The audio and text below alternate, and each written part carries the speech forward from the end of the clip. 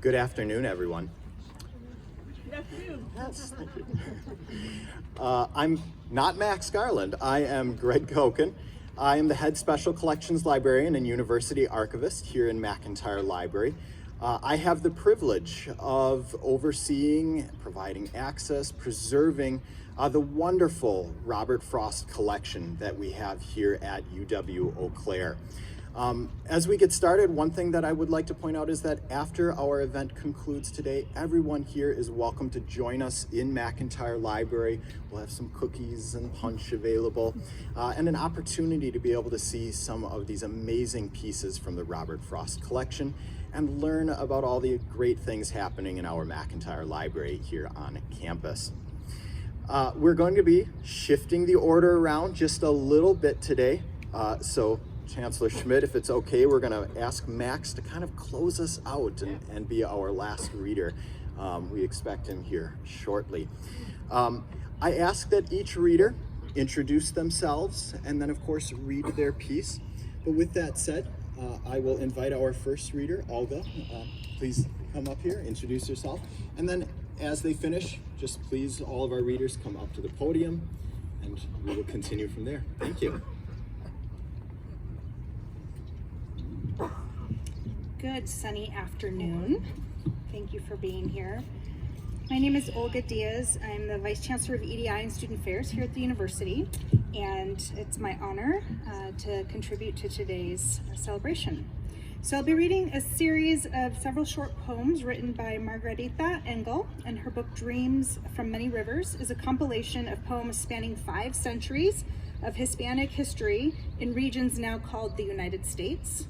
So I've selected these poems to help us time travel with Margarita from the land of Boricuen, which is modern day Puerto Rico, to the current time.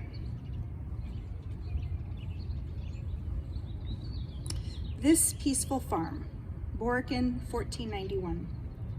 I plant manioc and corn, the gifts of life. Each field is a sacred place where thirsty roots drink rain and sighing leaves chant gratitude to the generous sky for food. Ferocity, Puerto Rico, 1511. My sword, shiny metal, my armor, glittering wishes. I seize men, women, and children to work in the mines, but some dive into rivers and twirl away as swiftly as dolphins. No matter, there are more. I'll always find enough men, women, and children to enslave, people to slice hills and mountains in search of gold, silver, copper, and jewels. Intruders, Texas, 1824. I file my application for permission to bring colonists to the Guadalupe Valley. Relatives, friends, I wish were enough. But I need more settlers, so we decide to accept Irishmen. And before I can stop them, more and more foreigners from the United States keep arriving uninvited. They have no papers and no proper documentation. They behave as if they belong in Mexico, even though we clearly know they don't. Excluded, California, 1870. Even though I've held many public offices, now I'm eliminated from elections on the basis of race. So I hire a lawyer who proves my US citizenship, but he cannot convince the courts that I look white enough to vote, run for office, or even own land. My proud brown skin, color from Indios in my Mexican ancestry, will determine my future, a voiceless life, in the atmosphere of governmental arrogance, unless the laws are changed and then enforced. Airborne, Hawaii, 1941. I'm a fighter pilot from Texas, but rude strangers keep calling me the Mexican instead of using my name and my rank. I don't even care too much once I'm up here in the mid-sky, hoping these Pearl Harbor bombs don't strike too close, catching my plane in the crossfire so that I'll fall into the ocean, a sacrifice nameless. Emergency response, New York, 2001. We charge into the burning remnants of crumbling towers, trying to save lives. We lose our own. Those who survive call us heroes, that we were policemen, firefighters, and ambulance drivers long before terrorists attacked. Now we float, yes, we soar, high above the smoke and ash, knowing why we chose our jobs, no matter how dangerous. Survivors exist because of us. ESL, Pennsylvania, 2015. In our English as a Second Language class, Julia from Argentina and Marisol from Mexico sit side by side, agreeing that English is not our second language. For Julia, it's her fourth, after Italian from her mother and Spanish from her father and Portuguese from a year as an exchange student in Brazil. For me, it's a third language, after the Creole I picked up from my Haitian father and Spanish from my mother in the Dominican Republic. Sometimes it's hard for me to imagine knowing only one way of describing hope. Thank you.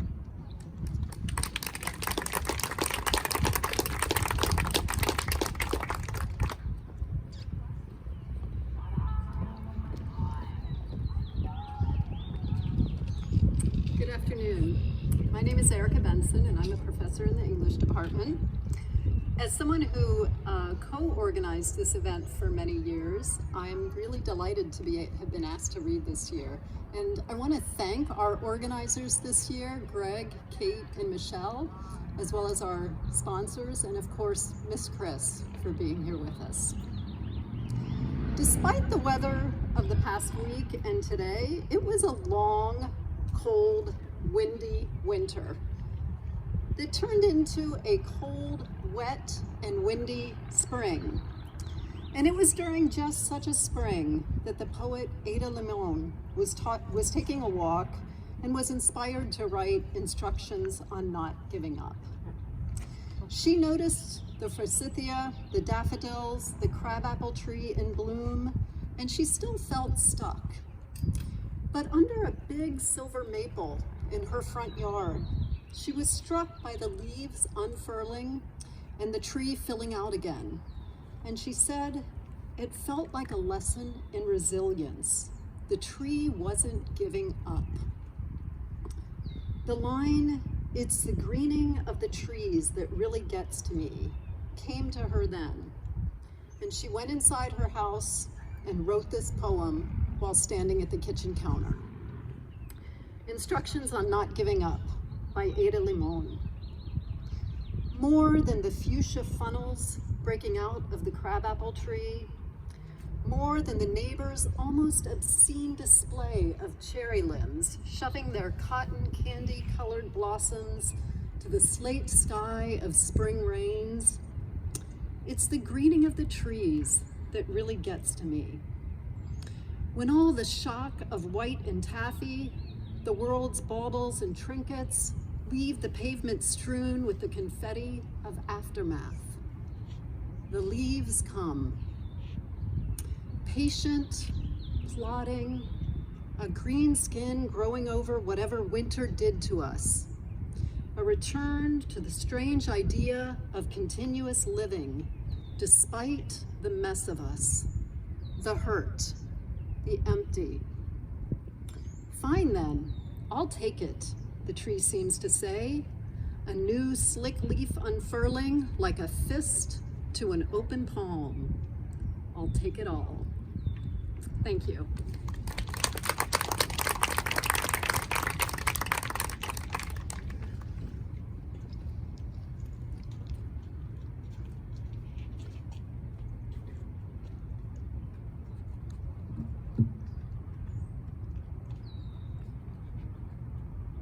Hello everybody, my name is Julian Emerson. I'm a longtime journalist here in this area and a big Robert Frost fan.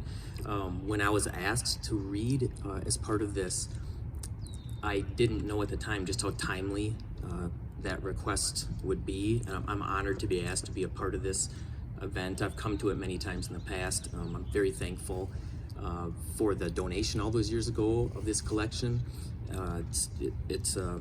It's a really nice thing for UW-Eau Claire to have. And it kind of, every year it conveys to me the power of words and the power that poetry can have. And I'm gonna read later, I'm gonna read two parts of two poems, one short poem and a part of another. This poem has, or this being able to read here today, a special meaning because it relates to my dad who died last month.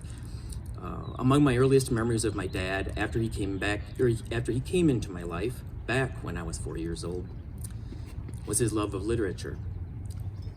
As I grew, he and I would discuss the work of various authors, and he would suggest different books and other literary works for me to read. Dad was many things, first a son, then a father, then a grandfather, excuse me. He held numerous jobs during his working career, his favorite being a special education teacher. He played trumpet and guitar, and he was a writer, a poet, and among his favorite authors was Robert Frost. Dad died last month after a long battle with Lewy body dementia. The debilitating illness robbed him bit by bit, and then more rapidly, of his life force, even of his beloved ability to read and write. Those literary conversations we had shared for so many years became less frequent, and then they were no longer possible. That's why I was so surprised early one March evening when I spent time with Dad at a memory care center here in Eau Claire. As Dad's health declined, reading to him became one way that me and my siblings could still connect with him. One way, maybe the only way, he could remain grounded in the present. However, during the previous few months, Dad often had declined our attempts to read to him. It just seemed to be too much for him. But on this night at the Memory Care Center, it was different, as if Dad had traveled back in time 10 years, back to a time when he could remember and recite his favorite Frost poem, his favorite titles. As I read one Frost poem, then another, Dad came to life.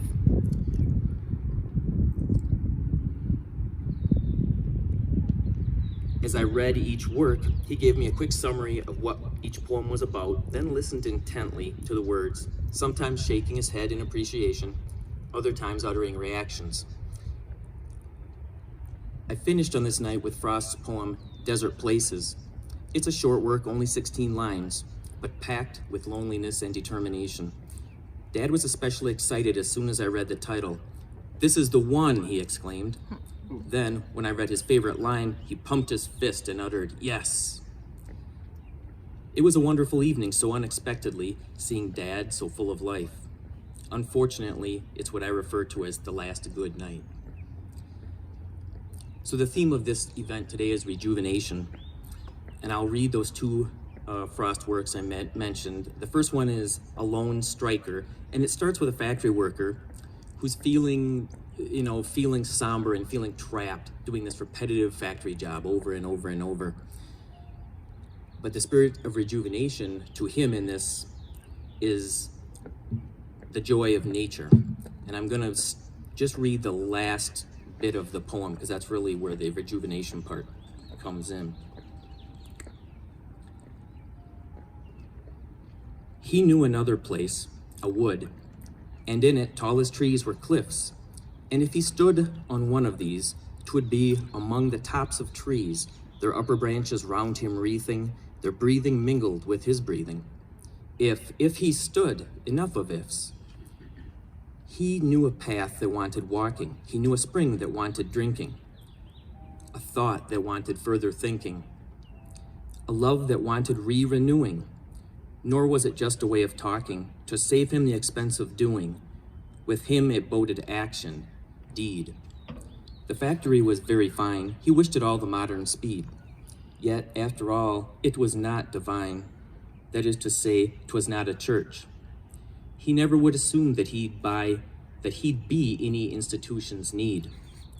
But he said then, and still would say, if there should ever come a day when industry seemed like to die, because he left it in the lurch, or even merely seemed to pine for want of his approval, why, come get him, they knew where to search.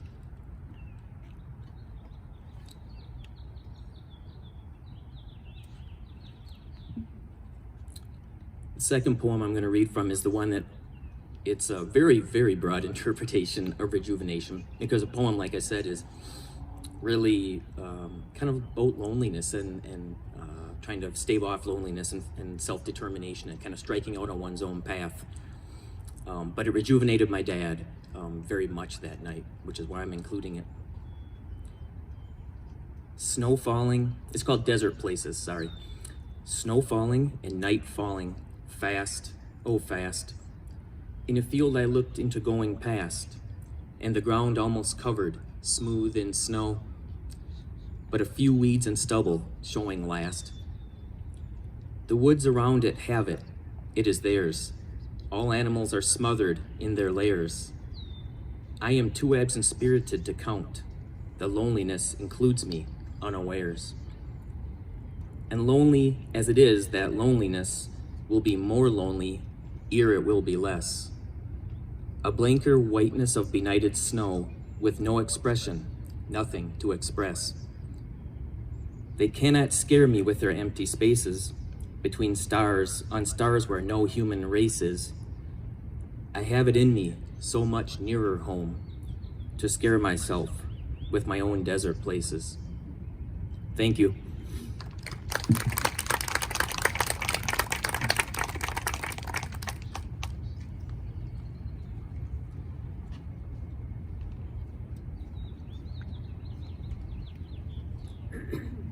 Hello. Excuse me. I'm Jan Carroll. I have 2 undergrads from here, French Liberal Arts and English Technical Communication. I have 2 poems to share with you today. The first one is about the rejuvenation of a friendship. It's called After Too Long. I'm sorry, my fire tower. I've been a mess. Fault me as a tall glass of sour juice if it suits you. You can call me a hermit, an endomorph, a cryptogram with no answer key upside down on the second to last page if you want to.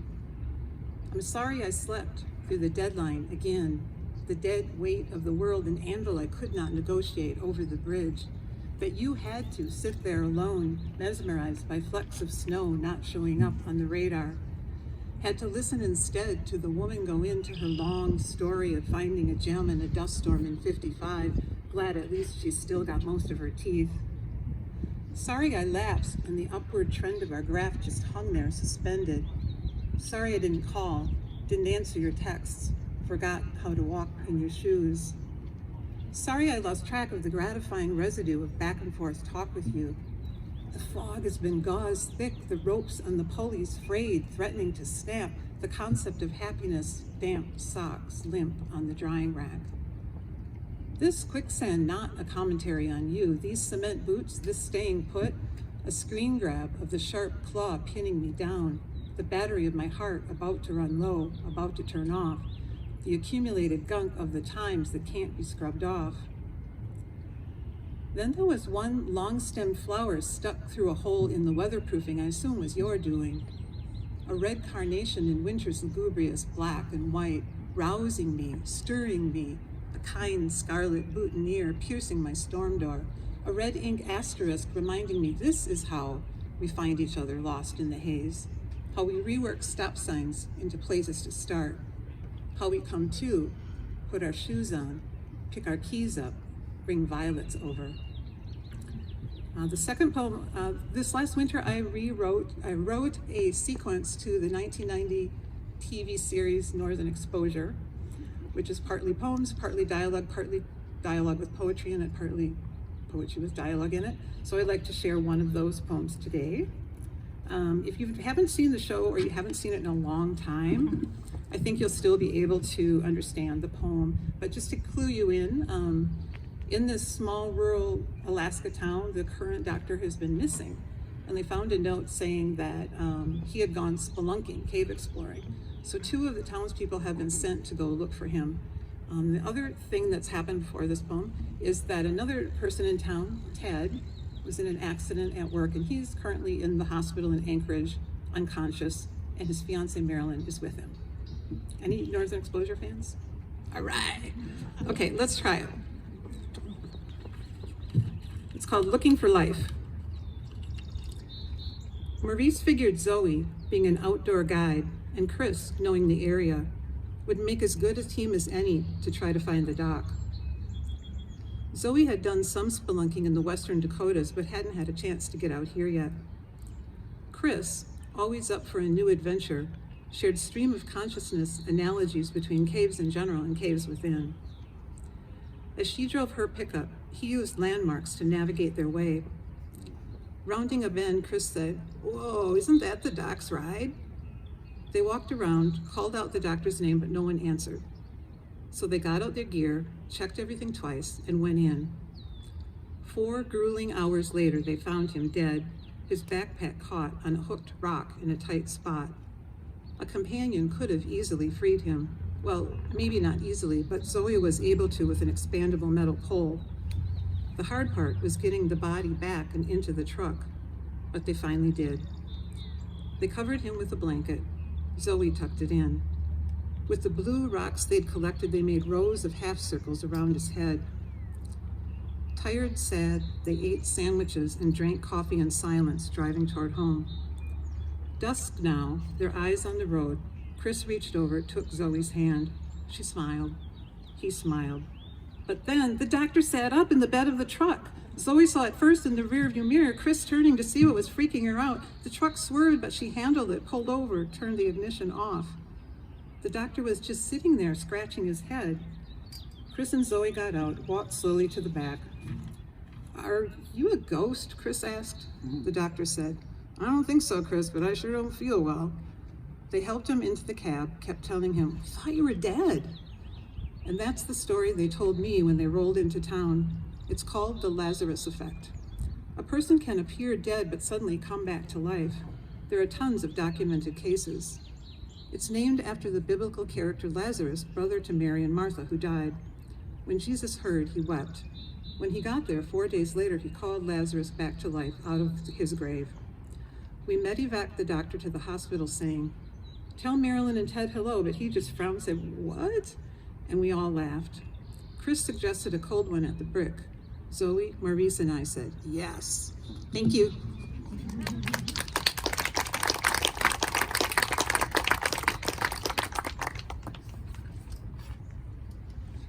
Good afternoon.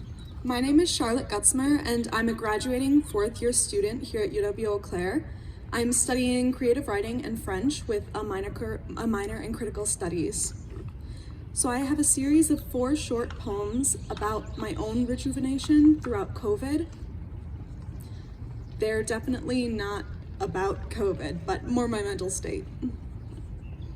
Celestial Haunt. Let the world unfold around you.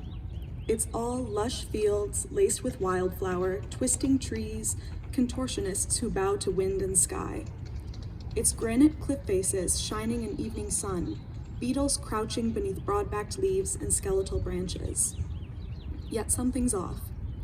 It's the brittled grass, battered glass shards and cracked soil, seeping, leaching chemicals, frothing spring waters. It's hollowed landscape cracking in September heat, the pressure of silence pounding in skulls, pressing against absent ribs. What beasts would roam these bewildered trails, would breathe in the colors of this desolate earth? Close your eyes, let the empty static transform. It's all whirls of colors, feathers, scales, bounding silhouettes in birdsong echoing off skeletons, spectacular specters who yearn to be known as much as we do. Then, open. Night has fallen, and a haunted canopy of constellations shifts endlessly above. Remember how light travels, transforms into elusive prisms, memory long dead when they reach our view. Dead stars, ghosts burned into the night sky like ash and ink bleeding through paper, another imprint of life dwindling to a close. Yet even the company of ghosts is warm with the moonlight dancing across our skin. The second poem is Mortal Divinity. They speak of magic, of black stardust and low-lit flames, perhaps even of sin, but listen closely for the thrum of something more. It's mundane delights, first snowfalls and empty beaches illuminated by crescent moons, halations spilling over neon and rain. But I'm tired of illusion. Piece by piece, strip bark down to bone. It's about time we bare our teeth and sing for ourselves, know ourselves as the earth once did and will again. Hold the candle to the mirror, dripping wax and dreams, and breathe. Breathe in the burning embers, swallow stars wheeling down our throats. Breathe in the mottled roots, ivy, and cool water pooling in our lungs like springs. Perhaps magic runs deeper than in ancient forests or molten trenches. Perhaps it sleeps in the cups of our palms, rises from intimacy. These are pocket treasures, rosemary sprigs and quartz-veined stones, paint smudged across a cheek, wiped with a thumb, a smile and a whisper passed between lifetimes. The third poem is titled Solace. Somewhere wrapped in wild wood, a farmhouse crouches below ceramic stars, glazed moon, trees shrouded in crystalline snow. Foggy winter slumbers in the valley, stillness fragmented only by the light in our windows. Here, we've kindled the fire to dance around us, spectacular waltzes of orange and pink, flames licking our scraped knees. I feed my lover cherries, pomegranates, flavors bursting and dripping in sweetness. Her hands at the nape of my neck, small of my back, pressing heat through my skin. It saved my life to know these hands, to know the impressions of ghosts and fingerprints they leave behind. It's the lazy circles she draws down my spine, flurries of movement like falling snow. It's the survival instinct, the taste of buttercream and cocoa lingering on our tongues, kisses printed up my jaw. Somewhere, the trees shrug off their snow, bending to glimpse the halation of life unfurling from our windows. And the final poem I'll be sharing with you guys today is Fable. Tell me the story again. I want your sweeping fables, your trembling fairy tales. Give me dragons who scrape their wings through brine. Give me dazzling giants drunk on dreamscapes. Tell me how I am Frankenstein and I am his monster, and I will butcher myself into sublimity. Create something holy and desecrated out of love. Pursue my maker across faithless tundra. Lock me in a brimstone tower, sure, but know that she will sway beneath the weight of her dreamer, and as I fall from her iron-wrought window, I will reach toward her neck like the lover I am. Because yes, I am in love, with the spring freeze that glazes branch and bud in frost, with the weasel who tucks himself into pillowy snowbanks, with the rosebush antlering over his burrow, and with everything that comes after. I'd like to be a starling, just this once. My feathers, an explosion of constellations, fireworks woven through my fibers like a tinge of smoke or stardust. And you, my dear, the mourning dove singing her stories at the edge of a wire. I will listen until your voice frays and your myths become memory, and as your eyes close, I will whisper a tale or two back. Perhaps they are like us, a bit too unapologetic, a bit too adoring. We don't swallow our fury, we fly with it. Thank you very much.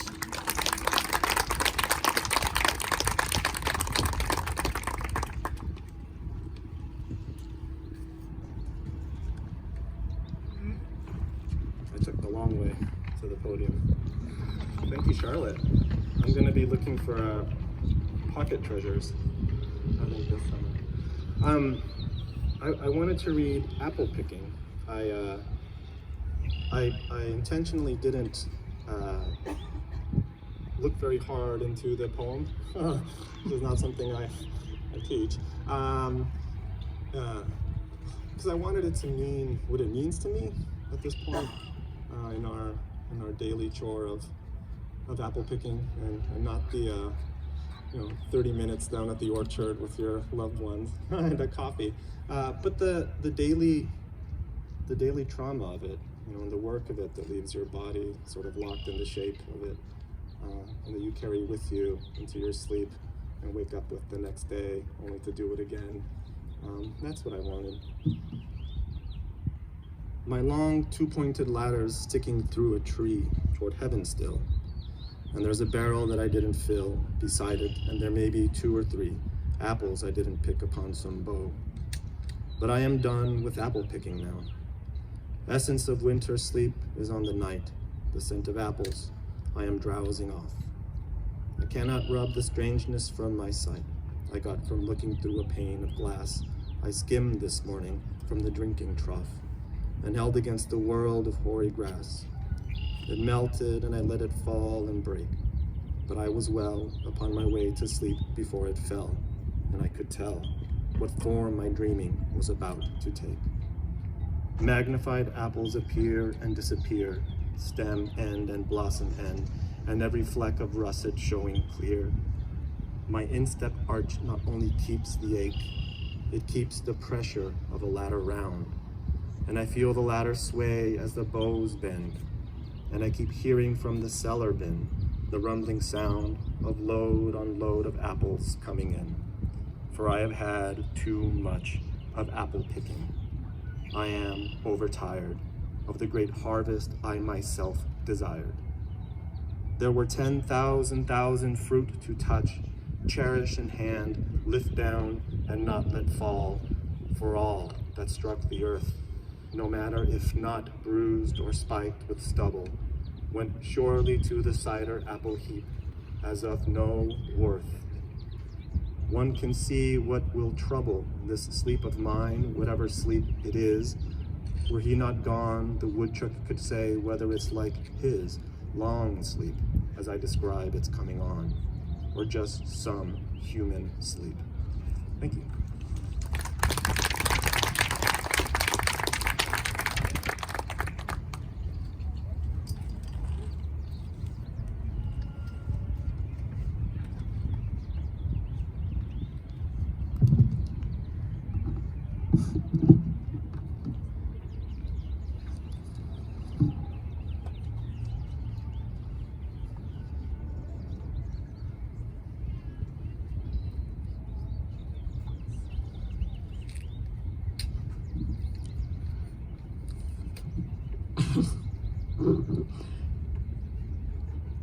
I guess I should have started. I should have spoken before your apple picking.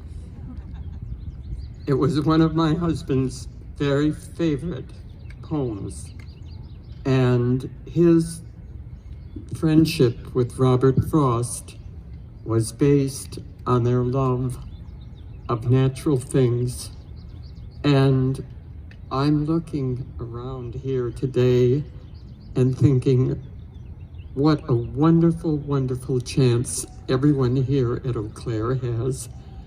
And I'm very, very happy for the good doctor and Meg and Larry for helping me get the Robert Frost exhibit here, because Fritz wanted that Frost exhibit to be in a school that studied nature, that wanted to improve the world. That's why this very shy 17-year-old Dartmouth boy and Frost got together.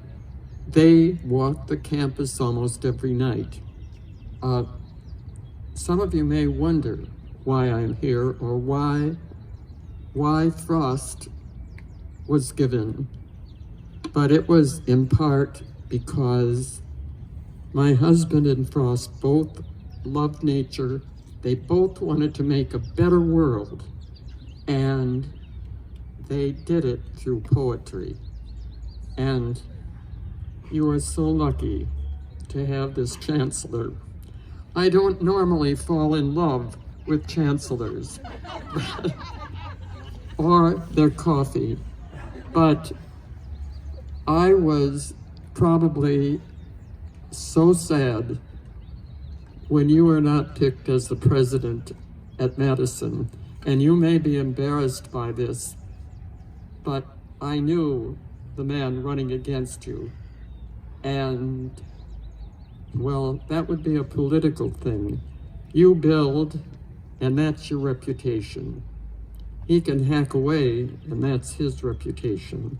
And I just hope that working together, the university can expand, because the university and our public schools are very much in danger.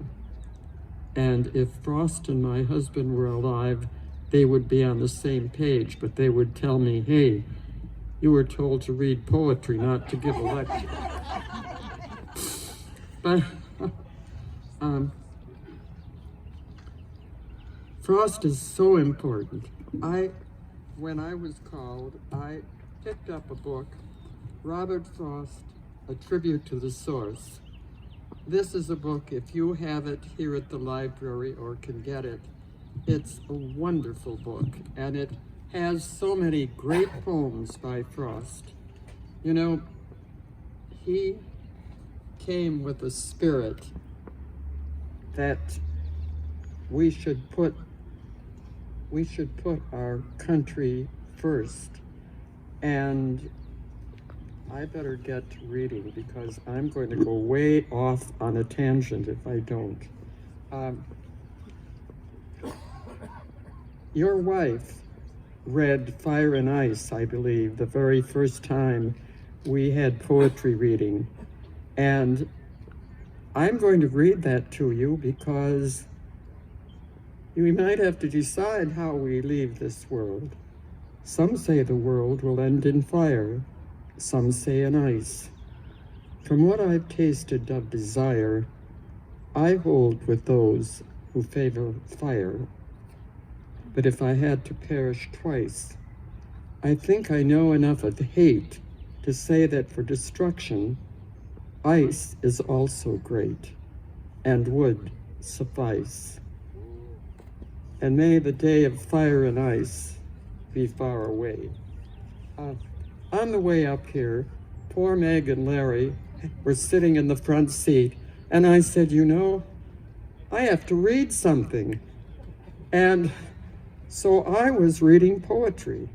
They even heard me reading Hiawatha's Childhood, and I'm going to tell you, please, Frost didn't write this, but when you walk on the other side of the river, read Hiawatha's Childhood, and you will have all of those memories. And if I'm old, well, if I live to be 92 this July 4th, and I'm here for the next celebration, I'm going to read Hiawatha's Childhood, even if it isn't Frost, because this is the area of the Indians and of renewal.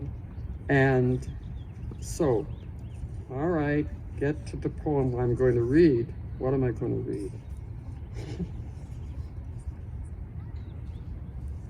Birches. It's a long poem, but as I read it, I don't want you to examine me. I want you to maybe shut your eyes and think of your own childhood or people in your family that used to live in the country. When I see birches bend to left and right across the lines of straight docker trees, I like to think some boy's been swinging them.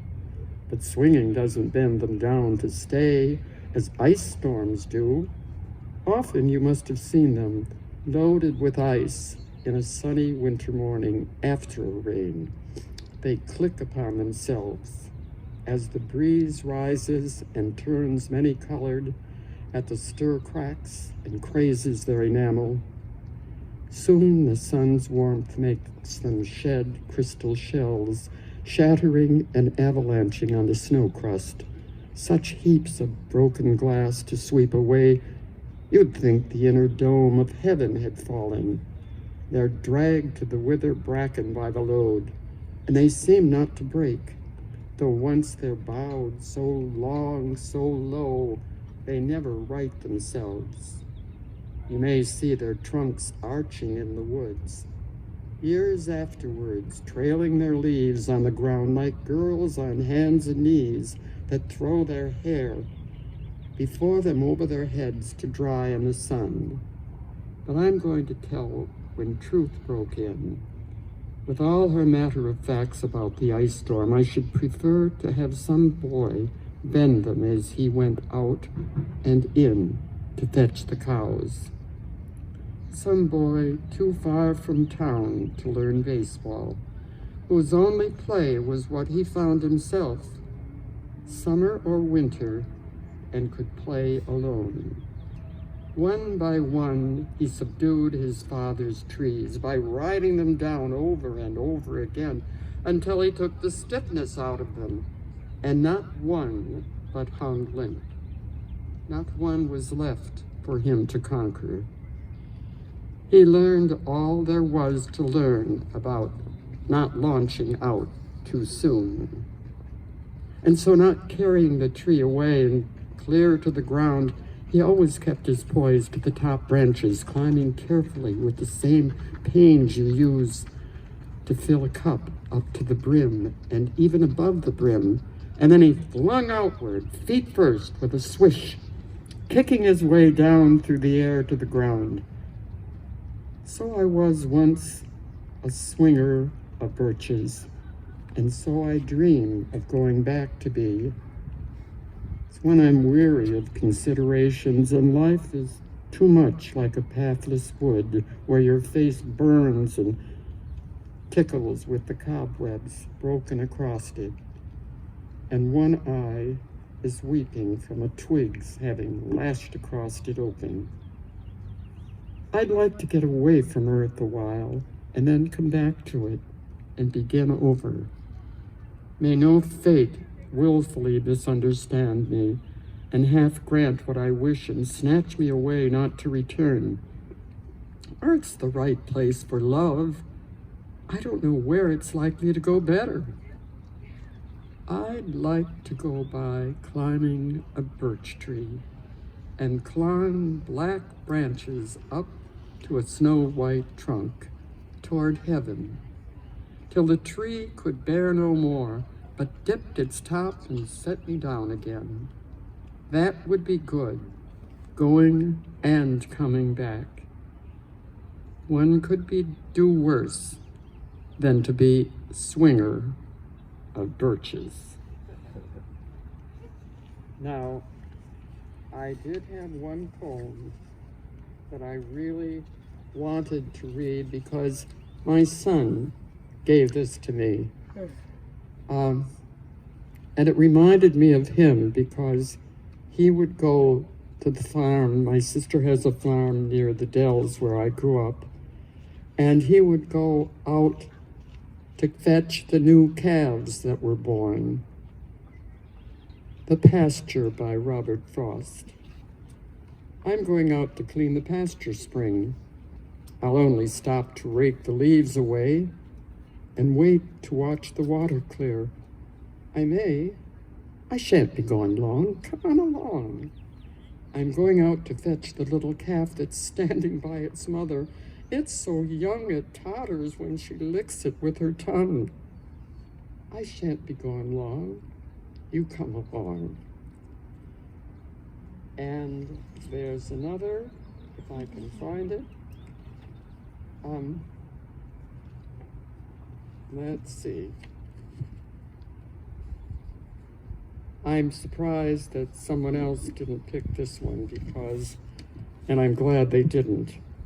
A Prayer in Spring. Oh, give us pleasure in the flowers today. Give us not to think so far away as the uncertain harvest.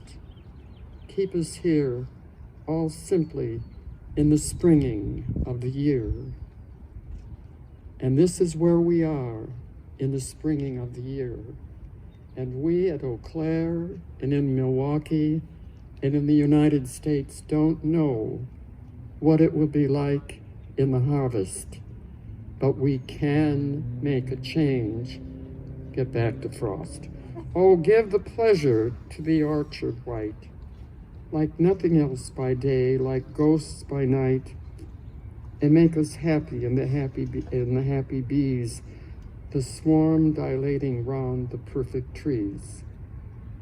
Make us happy in the darting bird that suddenly above the bees is heard, the meteor that thrusts in with needle bill and off a blossom in midair stands still.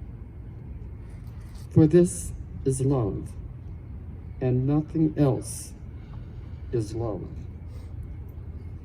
The which it is reserved for God above to sanctify to what far ends he will, but which only needs that we fulfill.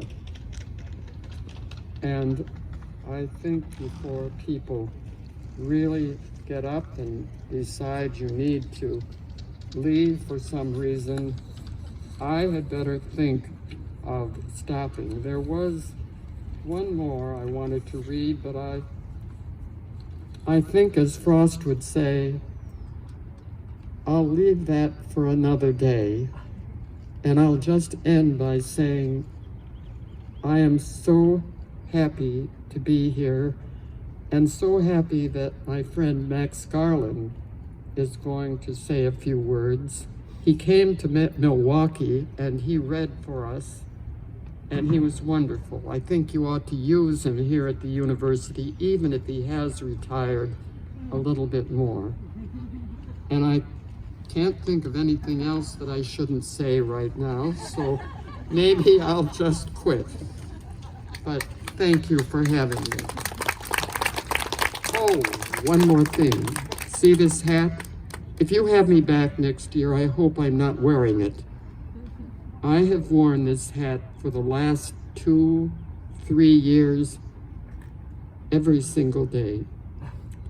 I go to St. John's on the Lake to do exercise and water torture every day.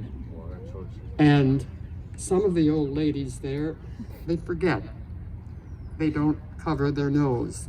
And some don't care. But when they see this hat coming down the hall, they quick cover their nose and they say, oh, it's that one.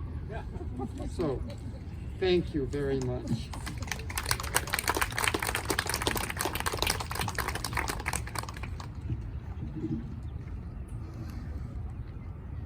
And I carry this with me, so I know who I am.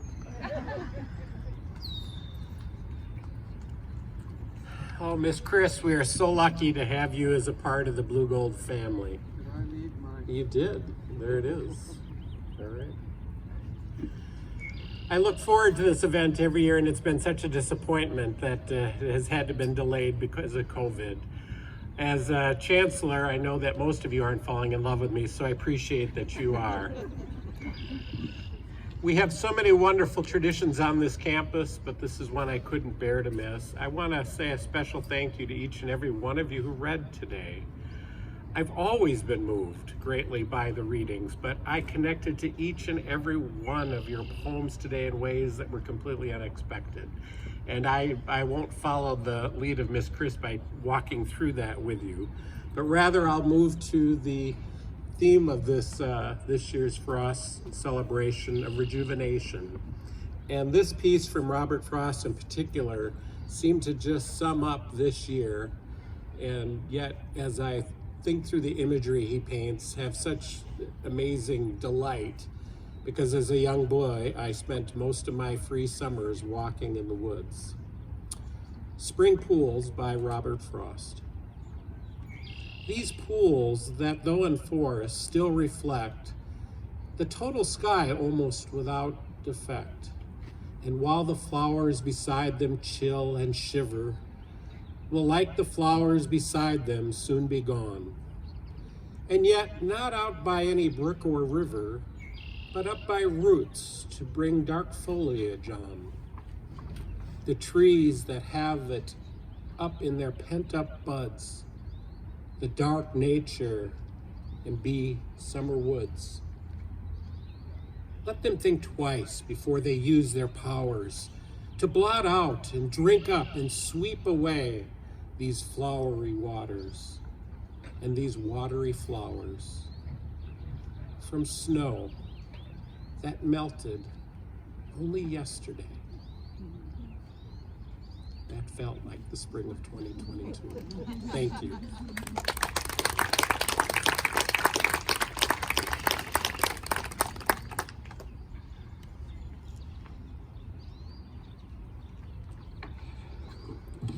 I'm Max Garland.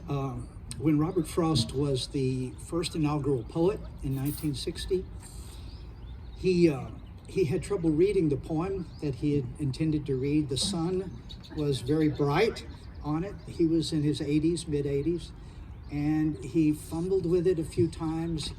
For about a minute and a half, it was touch and go. You looked at the faces of the cameras. I was 10 years old. It was the first living poet I ever saw, but I thought he wasn't going to be alive by the end of the day because he was having a hard time. And Kennedy's face, you saw on his face as Frost was fumbling, well, So much for this tradition.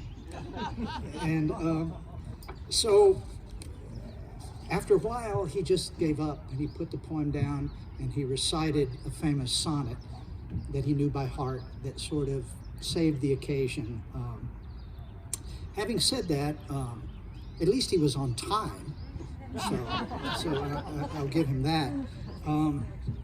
When I was a kid, I thought poets, when I was 10 years old, I thought poets were like Greek philosophers or maybe Old Testament prophets. My image of them would have been like a statue with a missing arm and a broken nose, or maybe the images on the church fans that we used in church, those images. I didn't know that they could be alive. That's why it really concerned me that I thought he might die during the inauguration. But what I think about now is how much poetry permeates our lives, and we don't know it anymore. I mean, I'm using Frost as an example, but I don't just mean Frost. I mean poetry, and we all know that when we have a graduation, when we have a funeral, when we have a wedding, when we have something where we want the words to mean more than most of the words we use. We want them to come from somewhere deeper in the heart and register and stay longer. Then we turn to poetry. What we don't know is very often just in popular culture. This is a little quiz to see how many people remember that The Outsiders, 1983, one of Francis Ford Coppola's movies, an entire Frost poem is recited near the end. Nothing gold can stay. Dead Poets Society, there's even been a commercial where the Whitman poem that is recited there is used, but he also recites part of a Frost poem, The Road Not Taken. Not quite as great a movie, Book Club. There is the irrepressible Don Johnson of Miami Vice fame is looking down upon the lights of the city, and he's waxing and he's poetic and quoting Robert Frost, and Jane Fonda then gives him a slight lecture about his misinterpretation of the poem. Buffy the Vampire Slayer uses, Buffy herself quotes Robert Frost, finishes a quote that someone else starts from Death of a Hired Man, which is one of my favorite Frost poems. Family Guy himself quotes Robert Frost just to show that he knows a poem, and that Orange is the New Black. Piper herself, the star of the show. I can't remember the occasion in which they are studying poetry or something in prison, and The Road Not Taken is the two inmates at her table at lunch are talking about the meaning of that poem, and she begins, Taylor Schilling is the actress name, she begins correcting them. Oh no, it doesn't mean that at all. That's what people think, but it doesn't really mean that. And she corrects their, she said, here's what it's really mean. She gives them a long-winded explanation and then kind of like proudly, looks around. And one of the inmates just sort of looks at the other one and says, I'm probably going to kill her in her sleep tonight. And the other one says, wake me up, I want to watch. Which gave me insight into what 30 years of students were probably thinking as I was explaining poems to them that had perfectly valid meanings to them, but I was giving them the actual meaning. The third installment of the Twilight series, Eclipse, Bella Swan recites an entire Robert Frost poem in the beginning. In the Game of Thrones, the original book it comes from is taken from the title of a Robert Frost poem, Fire and Ice. I'm trying to time that, but two recent Lana Del Rey songs quote Frost, the titles of which I cannot actually say in this particular setting, but I can tell them to you later. And last but not least, certainly, about 2 years ago, two Irish teenage girls were swept out to sea off the coast of Galway while they were paddleboarding. A storm came up. They kept going further and further. They were lost. They didn't have their cell phone with them. They were gone for 15 hours overnight. They thought they were going to die. People thought they were dead. There were helicopters. There were people out in boats. They had to spend all the night out alone, the two of them. They lashed their paddle boards together. They finally found a lobster pot to tie their paddle boards to, and they were rescued 15 hours overnight in the Atlantic Ocean, and they survived by keeping their minds together and staying awake by singing all of the Taylor Swift songs that they could remember from the Folklore album. One of the collaborators on that album, of course, was Justin Vernon, one of our alumni here, our graduates. And I guess after, it's important to us at high occasions. It fills our hearts. It memorializes moments that are very, very difficult to put into words. But also, if you're ever lost at sea, Taylor Swift, Robert Frost, and Bon Iver. Just a word. You may not need it, but there it is.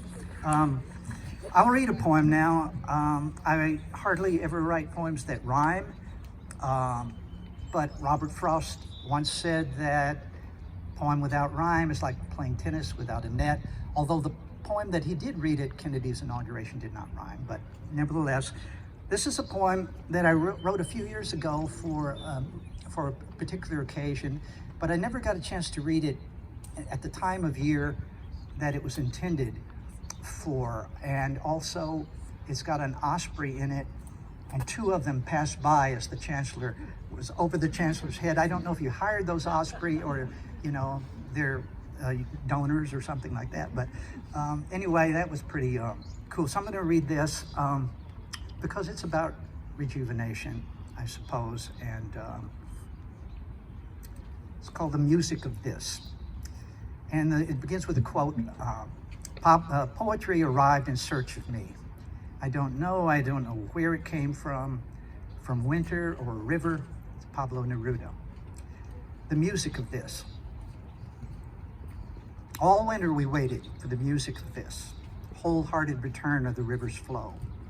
Ice breaking apart, the moon's cold kiss, over water loosely translated from snow, greening the valley, a spring wind at a time. Flowers we'd forgotten we knew by heart, bloodroot, violet, wild columbine, infused by something older and stranger than art. Daily notes of arrival and farewell call through the shifting veils of the waterfall. The osprey's shadow, her headlong dive, are part of the hunger that keeps us alive. What we see reflected in the moving stream, what shines on this quick water's face, is a local version of the world's deep dream, like the lasting wonder of a brief embrace. We who live by rivers live two ways, coming and going, all the years and days, until not only the feels, but the feeling is fed. The human heart is part of the watershed. And from deep within, from the marrow of bones, another river flows into the night. From fingertips, voices, microphones, we move in its shadow. We live by its light. For those who come later along this path, may the current accompany our epitaph. At the confluence of rivers, we stood our ground. The music of water was the wealth of this town. Thank you. Thank you, Chris, for coming. Came all the way from Milwaukee and was here on time. Thank you. I'm never going to read after the apple picture because I've never